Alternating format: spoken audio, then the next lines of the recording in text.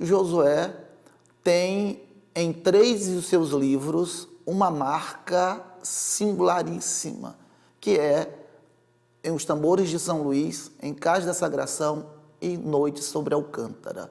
Porque nesses 3 romances, Josué faz uma análise detalhada, profunda, da historiografia do Maranhão. O Tantantã dos Tambores da Casa das Minas acompanha o negro Damião numa noite de agosto de 1915, quando ele cruza a cidade em direção a Camboa para conhecer o seu trineto que estava para nascer.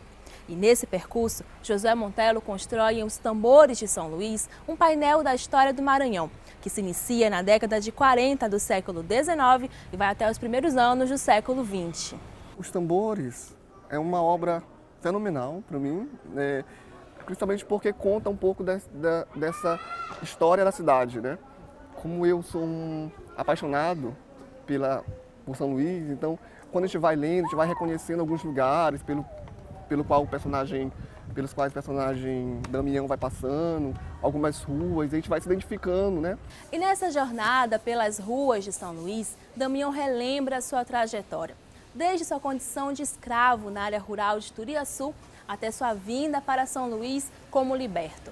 E nessa obra, Montello demonstra o percurso cruel de Damião como um negro livre, que não encontra lugar na sociedade preconceituosa dos brancos. Os Tambores, que é uma viagem em torno da história do negro no Maranhão, um Maranhão em que, a exemplo da Bahia, é um estado que tem uma forte presença da cultura negra. Somos um estado em que tem fincado no negro a nossa própria cultura, a nossa própria história. O Josué traça um panorama de uma das figuras mais importantes da cultura do Maranhão, que é o negro, e traça, então, desde o momento em que o negro estar aí num ambiente extremamente conflituoso, até o momento em que ele pode olhar para o futuro e pensar o que será amanhã da nossa sociedade. E o Damião é uma marca registrada da própria presença negra no Maranhão. E ao longo aí de mais de 600 páginas, o negro é a figura central, representando nesse Damião um homem que conhece a realidade, um homem que passou por sofrimentos, um homem que tem uma visão de mundo completamente profunda, lúcido, capaz de conhecer a literatura, de conhecer as relações religiosas, as relações sociais. Os Tambores de São Luís foi publicado em 1975 e é considerado Patrimônio da Humanidade pela Unesco. Uma obra-prima que, apesar de ser um romance histórico, consegue alcançar as inquietações comuns ao leitor moderno. Aquilo que mais me chama a atenção é a descrição das personagens, os detalhes, os ângulos através dos quais ele vai recortando os rostos, as formas de andar, as formas de vestir, as expressões labiais, as expressões do olhar, os detalhes da configuração das personagens. Isso é o que mais me chama a atenção na escrita de Josué Montello. Como ele é detalhista, como ele é minucioso, a maneira como ele toma uma personagem caminhando na rua, uma personagem sentada, ou uma personagem que abre uma porta, e a gente se depara com aquela situação e a gente consegue visualizar a personagem nos mínimos detalhes. Por quê? Porque a escrita de Josué Montello oferece esse conteúdo, essa quantidade de ingredientes, digamos assim, essas ferramentas, essas lentes que vão aumentando a visibilidade da personagem.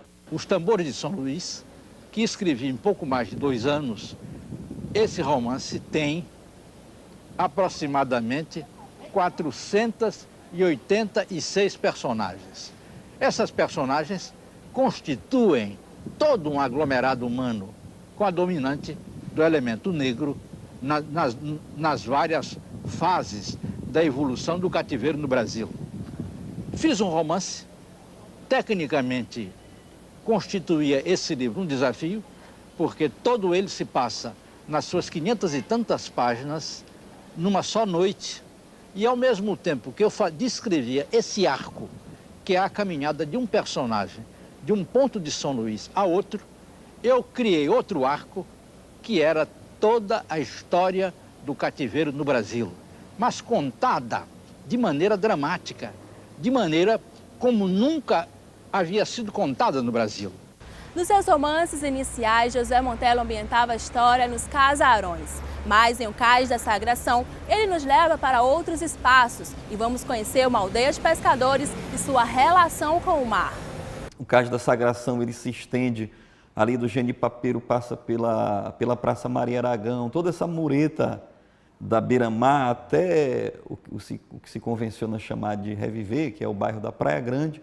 Tudo isso era o Cais da Sagração de Josué Montello, o Cais da Sagração de São Luís Antiga. Para construir toda essa narrativa, ele põe personagens em cena que vão dialogar sobre não só a história do Maranhão, como também o mar, sobre a travessia aí da Baía de São Marcos, sobre as relações familiares, sobre as heranças culturais nas famílias. Quando a modernidade bate as portas do Maranhão, a partir aí da década de 60, a partir da metade da década de 60, em que se repensa se realmente não se deveria transmutar esse porto da Praia Grande para o porto do Itaqui. Isso é um debate que vem sendo feito desde o governo aí de Godofredo Viana, em 1922, mas que acaba se concretizando aí na década de 60. Então, Josué, atento a tudo isso,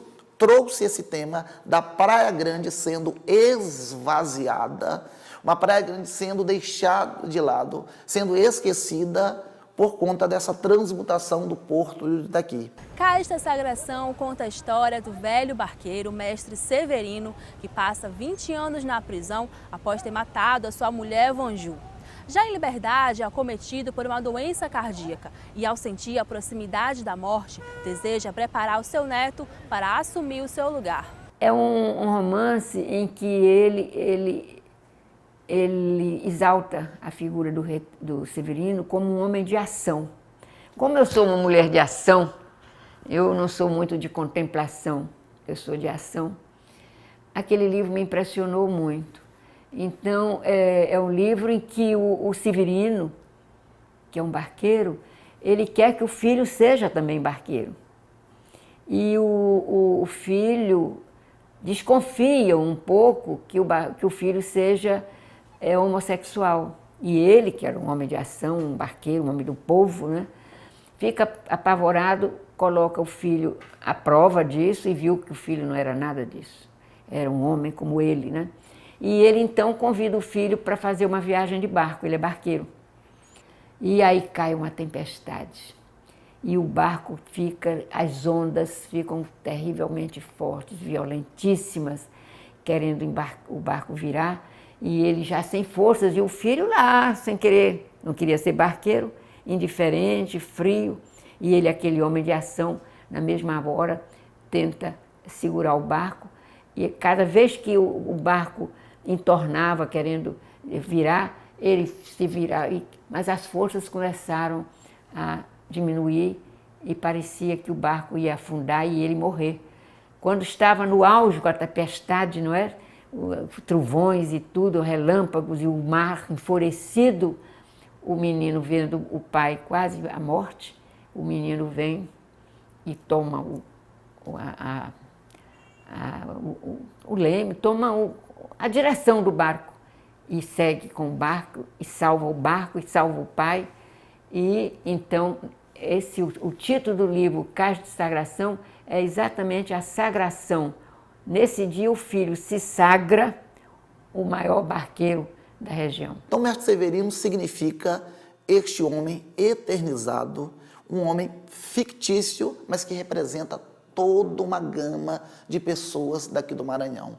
O Maranhão com os seus barcos, o Maranhão com a sua pesca, o Maranhão que tem o segundo maior litoral do Brasil, que tem uma relação muito forte, muito profunda, muito histórica com o mar, com essa Bahia. Afinal de contas, A cabeça do Maranhão foi fincada numa ilha, de maneira em que nada se pode pensar na relação com o continente sem o barco. E essa personagem, que é o mestre dos nossos mares, que é o mestre dos nossos barcos, representa justamente um ícone da cultura do Maranhão. É a personagem, talvez, ao lado de Damião, ao lado do Natalino, os personagens mais importantes que Josué Montello criou em toda a sua prosa romanesca. O Cais da Sagração, embora o livro mais significativo de Josué Montello para mim seja Os Tambores de São Luís, devido a uma densidade do argumento, a densidade da temática da escravidão, que é um tema contemporâneo, Cais da Sagração é o livro, digamos assim, mais apaixonante, mais lírico. É um livro que navega mais na cidade, nos ambientes da cidade antiga. Ele é escrito a partir de uma perspectiva da decadência do centro histórico de São Luís, o centro histórico na condição do maior entreposto comercial e marítimo, era um porto de referência no Brasil. Todo o fluxo de mercadorias e de pessoas que vinha do interior do Maranhão ou de cidades do litoral do Maranhão para cá, para São Luís, esse negócio, o comércio marítimo, o comércio portuário, o trânsito de embarcações, tudo acontecia nesse Cais da Sagração, que era um porto de referência no Maranhão, o principal porto, o principal ancoradouro. Então, quando é criado o Porto do Itaqui, a ideia do Porto do Itaqui dentro da narrativa do Maranhão Novo, ocorre um deslocamento de pessoas para Aritaquibacanga, ocorre um deslocamento de poder e ocorre um deslocamento de dinheiro para o Porto do Itaqui. Então, o Porto do Itaqui ele passa a ser um polo de aglutinação de pessoas, de dinheiro e de poder. E o discurso do mestre Severino é um discurso de crítica a essa ideia do Maranhão Novo. O mestre Severino é um saudoso. Ele tem saudade dos tempos em que o Cais da Sagração ele era uma profusão de pessoas, de embarcações, de gente caminhando, de caixeiros, de catraieiros, de mercadores, de mendigos também, de gente de todos os tipos que transitava pelo centro histórico de São Luís. Então ele tinha saudade desses tempos pulsantes, desses tempos de riqueza, de pujança econômica, de fluxo de pessoas que existia no Cais da Sagração.